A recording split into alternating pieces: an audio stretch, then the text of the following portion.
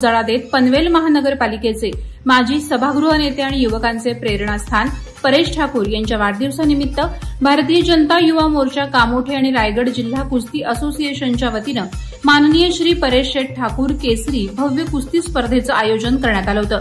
परिसरातील तमाम कुस्तीप्रेमींचं लक्ष हे माननीय श्री परेश ठाकूर केसरी स्पर्धेकडे लागलं होतं। तालमीमध्ये घाम गाळून कमावलेलं शरीर आणि वस्तादाने शिकवलेले डाव याचा पुरेपूर वापर करत नामांकित मल्लांनी आपली ताकद फडात दाखवली।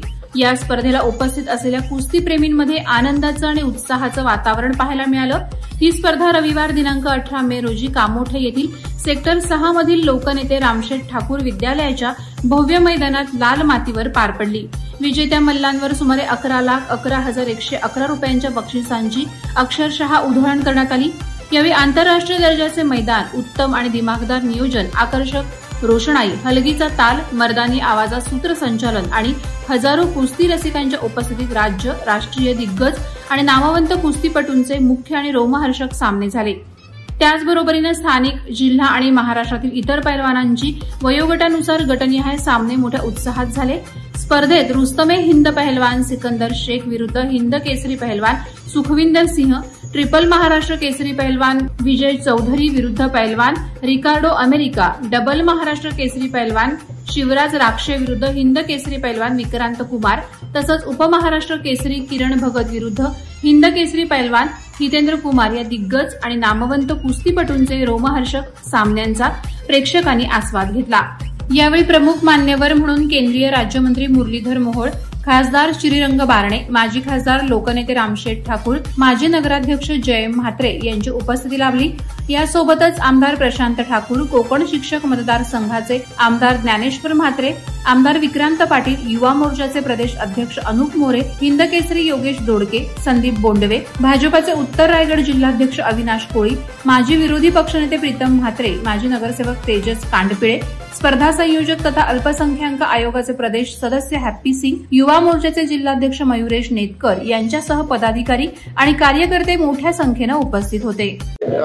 भारतीय जनता युवा मोर्चा रायगड आणि यांनी इथे कुस्तीच्या स्पर्धा इथे ठेवलेल्या होत्या।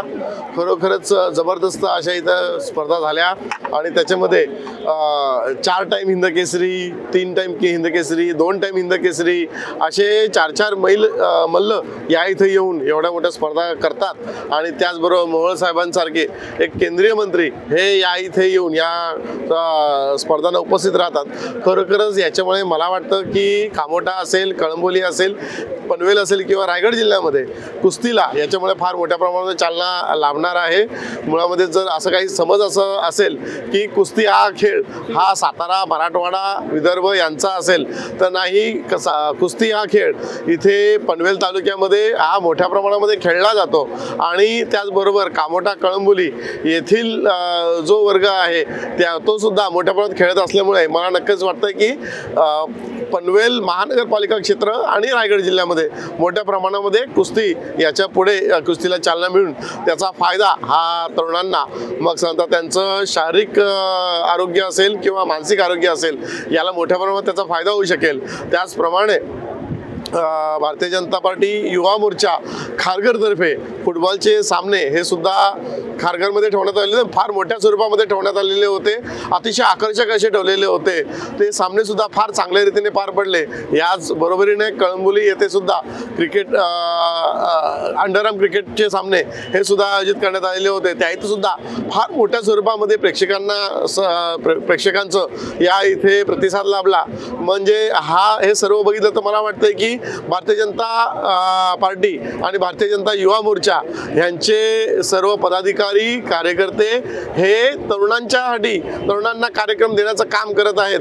नक्कीच सांगता याच्यामुळे तरुणांना या इथे शारीरिक कसरत करण्यासाठी, मानसिक आरोग्य लाभण्यासाठी आणि त्याचा फायदा त्यांना त्यांच्या भविष्यामध्ये होण्यासाठी एक मोठ्या प्रमाणात फायदा होईल।